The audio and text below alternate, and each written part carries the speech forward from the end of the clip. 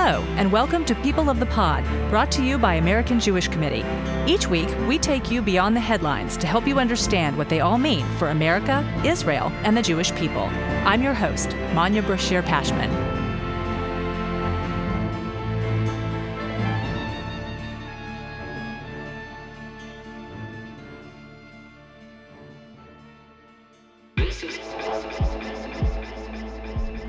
More than 3,000 people were at the Supernova Music Festival that began on Friday night, October 6th, and was meant to last through the next day.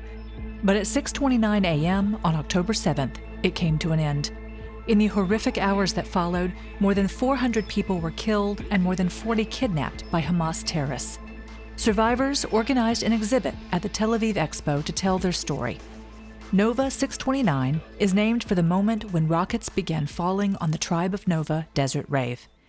During an AJC Project Interchange fact-finding delegation to Israel in December 2023, my colleagues met survivor and organizer Tal Shimony. After hearing her story, we wanted you to meet her too. Tal, welcome to People of the Pod. Thank you so much for inviting me. It means a lot for me and also for my tribe. So before we begin, I'm hoping you can kind of help our audience understand your tribe and understand just what the Tribe of Nova or trance culture is and what were people celebrating that morning? Yeah, of course, I will explain to the audience about trance culture and who we are. It's named after music, electronic music. What's very interesting about this music, it came to Israel around the 80s from the area of India. And very soon it became a very popular culture here and a very big scene here in Israel. Every weekend we have around 20 parties that are happening in nature that are celebrating this culture. The trance culture is connected in a way to a more liberal and free culture, connected to the yoga world, which means it's a very global and international thing. We're speaking about love and peace. In all of the international trance festivals, it's not very much allowed to bring national flags. You're not allowed to bring flags of your own country. You can bring flags that are stating peace and love or stuff that are representing your group of friends, but nothing that is representing anything national. The aim is to do community that has no judgment, that everyone can join it. If you're a good person and you love nature and you love humankind and you love the music, you can join. And that's the Nova Tribe main values. These are the things that we are standing for. And the gap between what happened to us in 629 that morning and of course the whole day after, because it's not just that moment that was horrible, it was the whole day after it. And of course, until now, it's still going on. And from that moment on, the gap between this and who we are and what we came to celebrate is so big. For me, this is the unbelievable thing. A lot of time I ask myself, what am I doing here? What happened? Why did it happen to us? How many festivals have you been to personally, and what took you to that one in October? I've been going to trance festivals and nature parties in Israel since I'm really young. I live in a really small village in the north that is quite hippie, so these things are being a part of who I am and what I do since around 15. My first international festival was in Hungary when I was 19. So I traveled 2 festivals around the world when I was very young. Today I'm 25. So this thing has been a part of my world for a while now. And Nova Festival came into my world around 2 years ago. I went to the same festival as I went to the first time. And I didn't want to go alone. And some of my friends connected me to one of the Nova producers, Nimrod Arnin, or the way I call him, Mimi. He's a good friend. And became sort of a little love story, not in the romantic way, but in a way they opened their arm to me, this production, and say, come, join us, just be with us as your friends. And I just fell in love with these people. They are so beautiful. The people who lead this community are people that are full with heart. All they want to do is give good to this world. They volunteer monthly as a production. We have another volunteering now, this week on Friday. This is something that they do all the time. And at some point I decided that every time I'm going to come to visit Israel, I will visit in the time of a Nova festival. I've been living in Berlin for the last 3.5 years. So It's not like it's been easy for me to come into the Israeli Festival of Nova, but I did. I felt like it was important to me to do so. And they really produced something that is in international levels, just like the Hungarian festival I went to, or the Portuguese Boom famous festival, or Universal Paralelo, which is the festival that Nova worked in cooperation with in the 7th of October. The international trans community is hugging us as much as they can because it's also very complex for them. This is, for me, what this thing is about. Can you take us back to October 6th and then October 7th, Tal, and tell our listeners what you went through that day personally? So I was not supposed to be at that party, but I got a call from one of the producers, my friend, his name is Dor, and he needed help in a new ecological team he's been building up. This first of kind ecological project in an Israeli festival, using reusable cups in the bar and handing out trash bags to the audience and differentiating trash in plastic trash and non-plastic trash, things that are really revolutionary in Israel. And since I was living in Berlin, and in Germany, as you know, is top one in this thing, he called me and he asked for help. And I was supposed to come to Israel for the winter because the Berlin winter was too cold for me.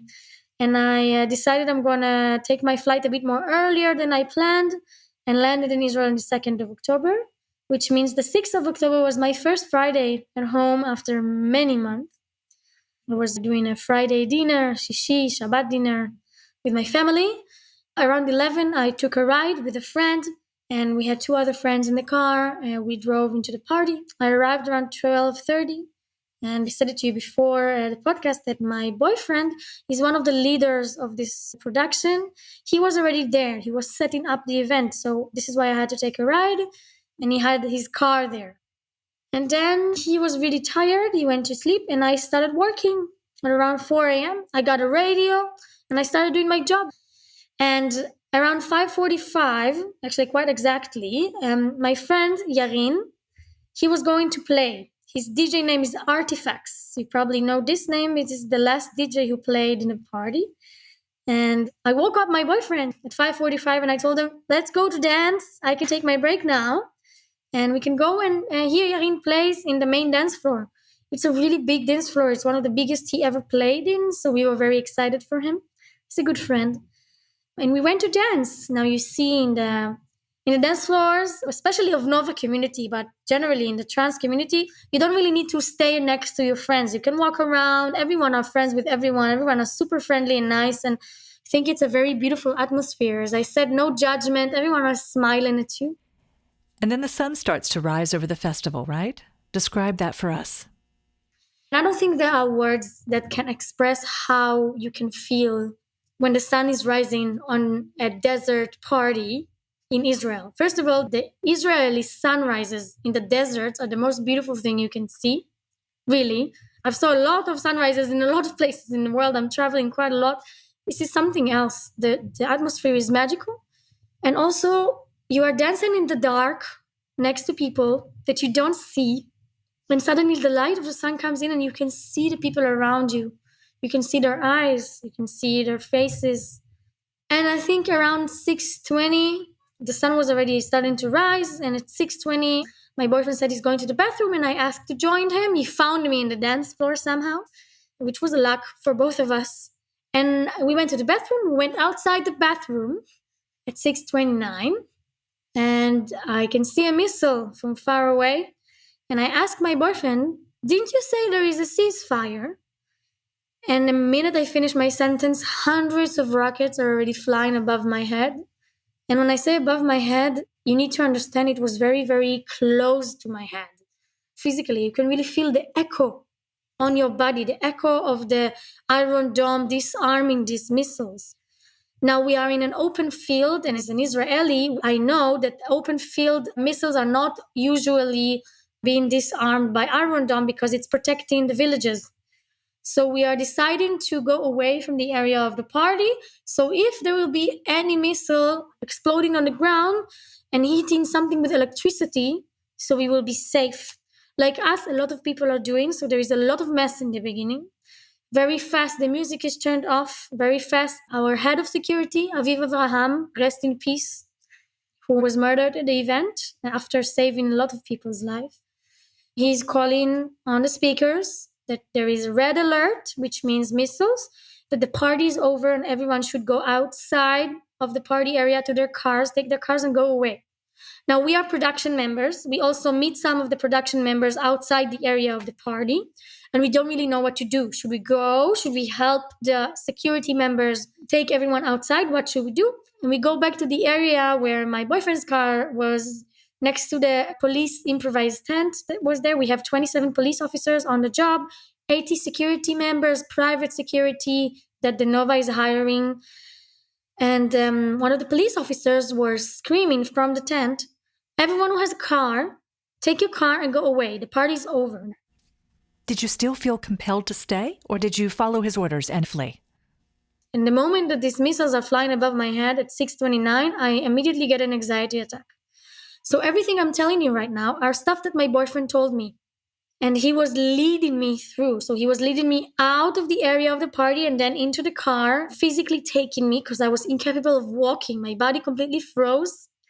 I couldn't speak. I couldn't say anything but the name of my dog for a while because she was home. And this is the only thing I could think about. And also saying to him, what can we do? Can we help? He said, I also said that, which is quite funny because who I can help to when I'm like this, the mind can be very tricky at that point. We take the car, we go inside the car, and we're driving through the emergency exit. And from the left side of us, we could already see the traffic of cars coming out of the event. It's 4,000 people, around 2,000 cars, one road. There is no other way.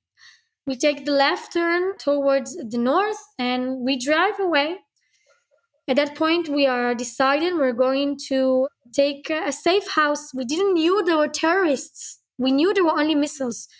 So we decide we're going to go to the artist house the production has rented. And we're going to go to the protected room there because this is the safest place we know and the closest place we know. My boyfriend was also thinking about stopping on the road in the protected houses that are on the road, protected rooms. These places became death traps that many of my friends were there and murdered. And some of my friends were there and were lucky enough to survive and tell horrible stories from there. And I'm very lucky he thought that way, and then for some reason he didn't do so. Everything is very random. We arrive into this house, he's opening his phone, and he can see a message in the group that says that there are terrorists in the party. I'm calling my best friend Or. She was working in the entrance. I can hear the gunshots when Or is talking to me. She's talking with me for a while, around 20 minutes, where she's being led by police officers in the field trying to escape terrorists that have arrived. And the conversation ends with, Tal, I have to ditch my car. I'll call you later. Bye. And she hangs up. I hope you'll tell us what happened to her later. But what's going through your mind at this point? It seems so cliche to ask, but what do you remember feeling in such a moment of confusion and utter chaos? Helplessness, I think, is the best way to describe the way I feel right now. I want to go out, take my boyfriend's cars and go and save everyone I can because this phone call is just one out of many we got at the same time. We get notified of people that we know being murdered. Some of our friends saw it happening and they are texting us. And then we realize everyone ditched their cars. At that point, a couple, a friend of us and one girl that he managed to take with him, they're coming into this safe house and they are telling us that they saw someone completely wounded from gunshots on the way. They wanted to take him and help him, and he told them, leave me here. I'm out. Don't take me. You will die. And they had to continue driving because they were shooting at that time. And these stories are continuing to coming, and at some point, we're being asked by our production to start gathering locations of our friends that are hiding and running away from terrorists. We are posting everywhere online that we need people to send us the locations and that we need people to help us get to our people. At that point, one of our security member with some military men that were voluntarily arriving into the area, he managed to sort of take back the area of the party from the terrorists because they conquered it. Even when I say it like 4 months ahead, it still sounds to me like a movie. At 8:30, I think, I get a video call from the same friend. Or this time she's running in an open field and I can see the terrorists running behind her. And I scream at her to run as fast as she can. And I scream at her that I love her. She doesn't really talk. She says to me she loves me back. And she hangs up. She was saying goodbye. Now you see, I was a shooting instructor in the army, and I see my friend in an open field when terrorists are shooting at her. For me, she's dead. There is no other option. And she's a friend of mine and also of everyone else who was sitting there with me. And we all hear her in this conversation, and we are completely broken at that moment. Half an hour later, I get a sign of life from her when she says to me, "Sister, I got shot." She got shot in her leg. She survived, but after she got shot in her leg, she had to run 10 more kilometers with a gunshot in her leg. She survived, but I think her soul died that day and she had to rebirth. I am so relieved to hear that Or survived. When were you finally able to leave the house that you were trapped in and go home? This house is not far away from the area of the party and definitely not far away from Gaza. It's next to a city called Netivot. And Netivot is a small city in the area of Sderot and Ofakim. And the tourists are arriving there at some point. They're not arriving into the village we are. And there is a civilian squad that is protecting us.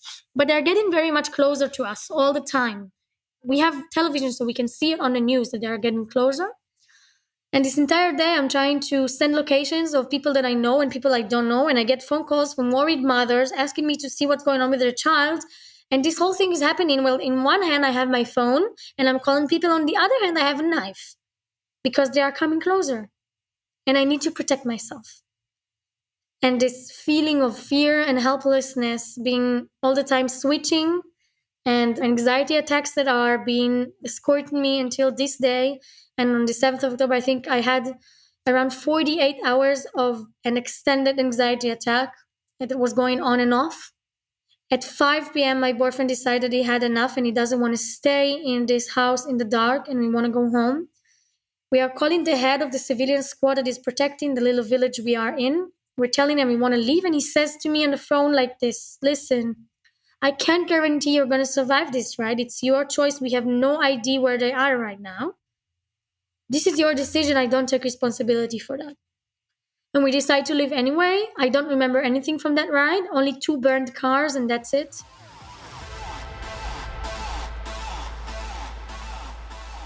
Thank God you survived that trip. Tal, how have you coped during the weeks and the months since then? I think in the first week I didn't sleep at all. Everything is very vague. The day after 7th of October, the 8th of October was the hardest day for me because I realized how many people I know lost their life that day.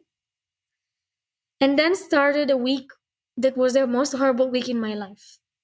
So every day I go to around 3 funerals with people that I know from the international festivals, from home, from other circles in my life. And some of the funerals of my friends, I couldn't arrive because they were in the parallel time for another funeral. And the decision was to choose which one of my friends I'm saying goodbye to.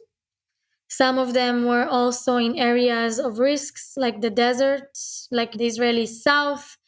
And some of them were in the north that was very much involved at that point. Nimrod Arnin, my friend who welcomed me into this community, his sister, 19 years old, Ayelet Arnin, was murdered. So we went to, of course, to her funeral and there was an alarm and it's 30 Nova survivors in a house that doesn't really have a place for us to be protected. So we couldn't stay for this funeral. We all left. It was very sad. That's how my first week goes. I still carry with me marks of this anxiety attacks that are happening, my sleepless nights, nightmares that are worse than anyone can imagine. Yeah, this is my life right now. This is so unfathomable. And Tal, I'm so grateful to you for sharing all of that because I think it is hard for so many people to truly fathom the horrors of that day.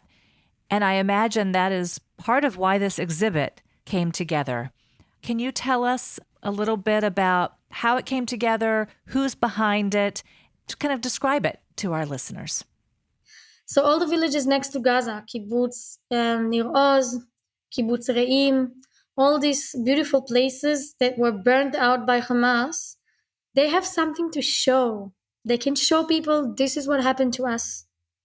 The Nova parties, just like any other international festival, are being built and disassembled in a matter of hours or days. And we had nothing to show. And our community is the biggest community hit by this day. A third of all the victims from the 7th of October are coming from the Nova community. It's such a big number. After the 7th of October, the first thing that we did as a community was building a healing center for the community where we had body treatment, mental treatment, workshops, everything we thought about it can help the people. Of course, at some point, the artists of Israel came to play for us some music. And during that time, some producers in Israel came to help us because some of them are the dinosaur of the tribe of trans in Israel. It's a big thing. And they wanted to help. And one of them came up with this idea, rebuilding the area of the party as an exhibition for the public. This exhibition, what you can see there, is the original party place. So it's the shadow tent, the big one that everyone can see in all the videos, is being rebuilt there. The bars, the camping area, the stages. We also have their toilets, the ones that I left from. And these toilets are now full with bullet holes, real bullet holes from the terrorist attack. For example, we know that around 30 people were hiding in these toilets and only 3 came out. And you can see and bear witness with your eyes on these things. You can see how many bullets are in every cell. They really didn't let anyone survive. You can see burned cars because Hamas just burned everything they saw with every measure they had. So if it's like special explosives that burns everything very fast and a very high temperature, if it's RPGs, if it's fuel, they used everything they have. Some people were hiding underneath the car, inside the trunk, and they were burned alive. And you can see that there. I have so many stories of friends that we found their bodies in cars.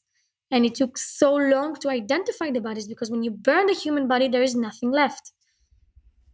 After living through what you did, what was it like to see the scene recreated and memorialized for the exhibit? For me, the first time I arrived into this exhibition was horrible. The most horrible part was not all these things. The most horrible part was the screens. We had screens of pictures of the kidnapped people and the screen of murdered people, all the faces, pictures of them. And between these two, we had a little place of lost and found. Everything that was found in the area of the party was brought there. Some people find their stuff there. It's a very exciting moment. But there is one table that was always staying the same. I call it the fun table. So when you are going to a trans party or into a Nova party, you usually bring with you stuff that make other people happy because this is the tribe. This is what we do. So for example, I like to put costume of a fairy. So I have my wings and I have my elf ears and I have many glitters. And some people are going around with really nice, beautiful, colorful umbrellas. Some people are going with a Hollywood sign of action and running around the dance floor and saying action to people. Some people are going with water guns and shooting at people in the dance floor. It's very warm in the Israeli desert. And people brought all these things with them. Some people bring some juggling, very expensive juggling stuff to entertain themselves and the audience. And this table was always remaining full. And at some point, I realized why. I was thinking to myself, if I would lose my own juggling equipment, which I bring to every party, if I would lose it in the area of the party, I would come back to take it. There is no way. It's so expensive and it's so sentimental and it's so personal. And I know that my mother would never know how it looks like. So I believe that most of the things in this table were belonging to victims because they were just staying there for so long. And they look so insignificant for someone from the outside. And for me, that was the most hard table a hard area in the party, because you can see the pictures of the victims and you can see equipment that you understand that the only person who can take them is these people that belongs these things, because they are so personal. You make a really good point about the exhibit memorializing a culture that's so ephemeral, so intangible. And I'm curious if there is a therapeutic quality to the trance culture, and is there a therapeutic quality to this exhibit, both for those who have organized it and for those who are visiting? I always end my tours there. When I was doing tours, I was always ending them with this table that I told you about in the Lost and Found. And I always told them that I still see the hope, because I know I have my festival clothes at home and also all my friends, and that we all have our fun stuff waiting for us to come back dancing. Because for me, dancing means healing. Dancing means therapy. Dancing means being connected to myself. And the great Raja Ram, which is a very big DJ, famous trance DJ, when he was asked about it, about dancing in a trance festival, what it means, he was saying something very beautiful. He was saying, you forget who you are, you forget your identity, you forget your job, you are just there at that moment. And that moment is so beautiful. And I think we all need to come back dancing. We have every Wednesdays now a healing center, a community day that is being ended with 2 hours of trance music. And there are therapists around if someone needs help. And some people are not staying. They know that at 8 p.m. starts a set of trance, so they are not staying because it's too much for them. They are coming there for their therapy, and they're coming there to meet their friends and be together and hug. And some are staying and fighting through it. It's a beautiful thing to see. It's a beautiful thing to see, but it takes time. I have to say that we are trying to be back dancing, but I have to say I tried a few times to go to nature parties, and it ended up with very big anxiety attacks. And I'm, let's say, a very high functioning survivor. I can help others, which is not something I take for granted. So, yes, definitely, we will dance again because it's a part of our healing. And we don't say this sentence for no reason. We say this sentence because we really believe we want to dance again together as a community. I believe my friends who are not with us are very proud of the Nova tribe for continuing dancing, for trying to heal and come back to the dance floors. This is what they left for us. They said to us, with everything they have, dance. With everything they have. They would not die in another way. They died in the middle of one of the most beautiful things you can do. Unfortunately, a very horrible death. But if I want to remember these people as they were, I would like to remember them dancing in the dance floor with me. And they will dance with me when I dance everywhere. Tal, the Grammy Awards are this Sunday, February 4th. Of course, it's not just an awards show, it's a platform for artists to speak out or pay tribute. And we've seen that after horrific events like the shooting at the Route 91 Country Music Festival in Las Vegas or the bombing at an Ariana Grande concert in England. Do you feel that the music world has spoken out about Nova? Definitely not. And I would expect the music industry to talk about it in the international level. You can say we are not talking about politics. We don't talk no Israel. No, we just talk about Nova. I think it's something that is possible to do. But it takes some bravery because people are connecting what happened with Nova to what happened generally on the 7th of October. And for me, going inside the Music Trance Festival is like going into international grounds. Really, it's just like the same for me. And the thing that the music industry is forgetting is that, as you said yourself, there were so many music events that were attacked by terror before. And that can happen in every trance music festival around the world. They forget it.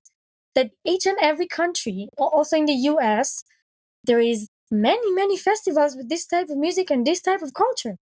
They forget it. It could have happened everywhere else. Everywhere else. And of course, I would have expected the Grammy to do something about it, but I don't. I know how it works when it comes to Israel. It's always been separated. It's just like all the women organizations that are always talking about rape publicly. And when it came to the 7th October attack, which women were raped, by the way, a lot of them were raped in the rave, in the Nova party. We have testimonies of our friends. Yesterday, even some of the representatives of the UN came to our community day to speak with some of the witnesses, because they came here to Israel to do it. And I can't understand why they need to come to believe me. There is a movement now that's called Me Too Unless You're a Jew. And that's, for me, when I saw even the name of it, I was like, how can they separate me from the rest of the world if I was in an international festival, music festival, just like in anywhere else in the world? What would be a meaningful tribute in your eyes? What would you like to see at the Grammys on Sunday? I think they should do something similar to whatever they did on other occasions that terror attacks were happening for in a music festival or in a music performance or in any other thing. I think they are creative enough. They are very good producers. They are bigger than whatever the Nova will ever be. So I trust them to know that they should recognize the fact that there was an attack in a music industry related festival. But I'm also not expecting them to do so because I know that this festival was in Israel. And everything that is connected to Israel or to Jews is being treated differently. People are saying it's not anti-Semitism, but I'm asking myself, so what is it? Will this exhibit travel, Tal? Will there be an opportunity for people around the world to see this and to memorialize this community? Yes, we are working on it very hard, actually. I'm a part of the international team right now. It seems like the first destination might be New York or LA, but the United States, I think it's very important that everyone who can will come to this exhibition when it will arrive to an area that is close to them, because it will mean a lot to Nova community and also to the Israeli state. Tal, thank you so much for joining us. Thank you so much for inviting me. It means a lot, and I'm so grateful for being here today. If you missed last week's episode, be sure to tune in for my conversation with Mark Weitzman from the World Jewish Restitution Organization on how Holocaust museums worldwide and in Israel are grappling with the aftermath of October 7th in their exhibits. And tune in next week for another conversation with a Supernova survivor, Yoni Diller. He shares his journey from that field in southern Israel that morning to American college campuses. The music heard throughout this episode was the last track played at Nova on October 7th, when Hamas terrorists stormed the festival. The remix by DJ Artifacts was released in dedication to all lives lost and forever changed that morning.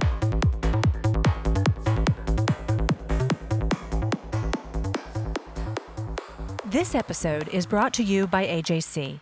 Our producer is Atara Lakritz. Our sound engineer is TK Broderick. You can follow People of the Pod on Apple Podcasts or Spotify and learn more at ajc.org/peopleofthepod. The views and opinions of our guests don't necessarily reflect the positions of AJC. You can reach us at peopleofthepod@ajc.org. And if you appreciated this episode, please share it with friends and family and write a review on Apple Podcasts.